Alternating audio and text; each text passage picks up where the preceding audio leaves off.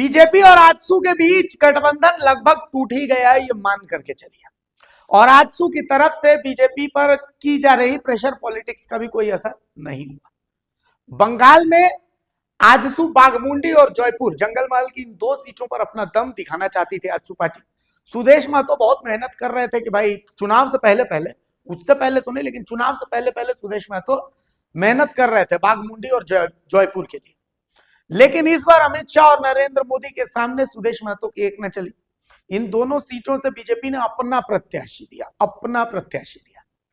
अब बीजेपी एक बात समझ गई है कि कुर्मी वोटर्स को बीजेपी खुद साधेगी, इसके लिए उसे किसी और की जरूरत नहीं है। चाहे कुड़माली को 8वीं अनुसूची में शामिल करने की बात हो या शहीद रघुनाथ महतो को दर्जा देने की बात हो, इन दोनों मुद्दों पर अमित शाह मोदी खुद बोलते नजर आए। खैर, अब वहां की जो खटास है, चूंकि एक प्रेशर पॉलिटिक्स था कि जैसे ही वहां टिकट की घोषणा हुई उसके बाद विष्णुप्रिया महतो को बीजेपी से आजसू ने अपने खेमे में शामिल करवाया ताकि अजीत प्रसाद महतो पर थोड़ा बहुत प्रेशर हो, लेकिन ये सब काम नहीं किया। खैर, अब मैं आपको संजय मेहता का एक पोस्ट, ठीक बीजेपी के बाद, जीत के बाद का ये पोस्ट दिखाता हूं। पोस्ट नंबर 1 ये बताएगा कि तलखी किस कदर बढ़ी हुई है। संजय मेहता लिखते हैं कि बंगाल चुनाव को इस आंकड़े से भी समझ सकते हैं। भाजपा को कुल मत का प्रतिशत है 45.84%, टीएमसी को मिला कुल मत का 40.80%, अर्थात भाजपा को मिला कुल वोट 2,92,24,167, टीएमसी को मिला कुल मत है 2,60,13,379। भाजपा को टीएमसी से 32,10,788 वोट ज्यादा मिले। वोट का अंतर लगभग 5% का है। सीपीआईएम को मिला कुल वोट का 4.45%, अर्थात 28,39,066 वोट। कांग्रेस को मिला कुल वोट 2.97%, इसका अर्थात उन्होंने लिखा है 18,90,851 वोट। कांग्रेस और सीपीआईएम के मत को अगर जोड़ देते हैं तो यह मत आता है 47,29,917 मत। मोटा मोटी बात यह है कि टीएमसी 32 लाख वोट और लाती तो सरकार बन जाती, लेकिन 47 लाख से ज्यादा वोट काटकर कांग्रेस सीपीआईएम ने भाजपा का खेल आसान कर दिया। इस हिसाब से देखें तो भाजपा की जीत में सीपीआईएम और कांग्रेस का बड़ा योगदान है। भाजपा को इनके प्रति भी शुक्रगुजार होना चाहिए। यह मेरी कोई टिप्पणी नहीं, बस आंकड़ा है। यह संजय मेहता पोस्ट करते हैं। अब संजय मेहता ये पोस्ट करने का मकसद क्या है? संजय मेहता का ये पोस्ट करने का मकसद यही है कि भाई झारखंड में अगर चुनाव हुए तो जो सीपीआईएम और कांग्रेस ने वोट काटा है वो वोट यहां पर आजसू और जेल के काट सकते हैं। मोटा मोटी यही मकसद है। आगे देखिए एक और पोस्ट आता है, इस पोस्ट को आप समझिएगा। संजय मेहता लिखते हैं कि एक और आंकड़ा दे रहा हूं, ध्यान से समझिएगा। चुनाव आयोग की कोशिश होती है कि कोई वैध मतदाता छूटे नहीं, अधिक से अधिक मतदाता मतदान करें। क्या इस बार ऐसा हुआ है बंगाल में? प्रश्न। पश्चिम बंगाल के विधानसभा चुनाव के बारे में चुनाव आयोग के अनुसार 92.47% की बंपर वोटिंग हुई, जैसे पहले कभी नहीं हुई। चुनाव आयोग इसके लिए अपनी पीठ ठोक रहा है क्योंकि इसने 2011 के मतदान के आंकड़े 84.33% को काफी पीछे छोड़ दिया। आसान भाषा में इसे यूं समझा जा सकता है कि पिछली बार 100 में से 82 लोगों ने वोट दिया था तो परसेंटेज 82 आया था। Formula 82/100 into 100, 82%। अब अगर इन 100 में से 9 लोगों के नाम निकाल दिए जाएं तो वही 82 लोग इस बार भी वोट किए जिन्होंने पिछली बार वोट किया। ये वो लोग हैं जो सर में जिनका नाम काटा गया, तो वो 9 लोग निकाल दिए गए। तो वही 82 लोग इस बार भी वोट किए जिन्होंने पिछली बार वोट किया था। तो ये संख्या 82/91 इंटू 100 इक्वल टू 90% हो जाएगी।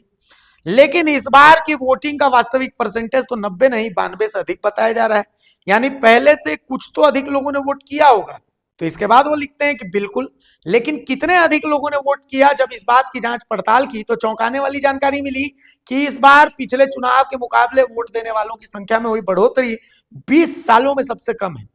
2021 के मुकाबले कितने अधिक लोगों ने वोट दिया?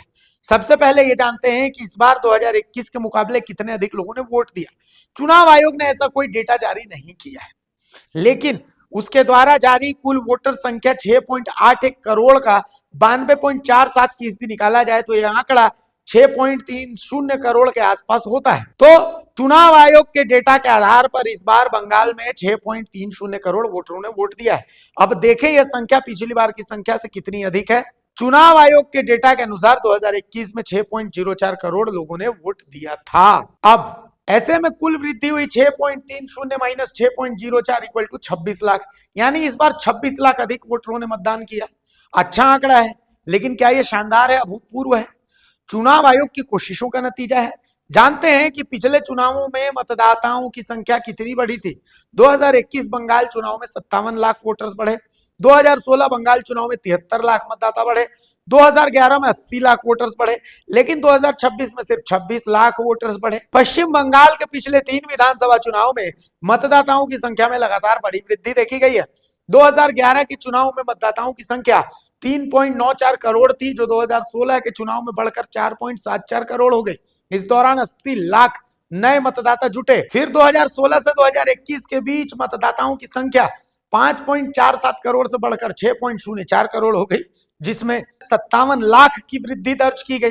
इस प्रकार 2011 से 2021 के बीच कुल मिलाकर मतदाताओं में काफी वृद्धि हुई है। 2011 में सबसे अधिक 80 लाख, 2016 में 73 लाख और 2021 में 57 लाख नए मतदाता जुड़े। इस बार के विधानसभा चुनाव में मतदान करने वालों की संख्या में हुई बढ़ोतरी 26 लाख पिछले 20 सालों में सबसे कम है। क्या यह सफलता है? तो यह कहना कि आजादी के बाद सबसे अधिक प्रतिशत मतदान हुआ सुनने में अच्छा लग सकता है। वोटर्स की वृद्धि कम रही। तार्किक विसंगति के कारण 27 लाख लोगों के नाम काट दिए। यदि उन 27 लाख लोगों में से भी 92% ने मतदान किया होता तो मतदाताओं की संख्या 25 लाख बढ़ जाती। तब मतदाताओं की संख्या में वृद्धि 51 लाख के आसपास होती। 2021 के 57 लाख के आंकड़ों से कुछ ही कम। यह नहीं हुआ। वैध वोटर्स को कहा गया कि आप अगली बार वोट करें। फिर एक मतदाता झूठे नहीं, पहले मतदान फिर जलपान का नारा कहां सच हुआ? 27 लाख लोग जलपान करते रहे, मतदान नहीं कर पाए। आंकड़े के अपने अपने मतलब निकलते रहिए। ये पैटर्न कई अन्य राज्यों में लागू होगा। इंपॉर्टेंट चीज है, ये पैटर्न कई अन्य राज्यों में लागू होगा। तो जिन बातों को विपक्षी दल बोल रहे हैं, अब एनडीए का घटक दल all Jharkhand students union party के नेता भी इस बात को बोल रहे हैं। इसके मायने समझ रहे हैं? इसके मायने साफ है कि एनडीए टूट चुका है झारखंड में। आजसू पार्टी और बीजेपी अब साथ नहीं है और संभवतः अब ये रास्ता अलग अलग ही रहेगा। इस पर मुहर लगा लीजिए।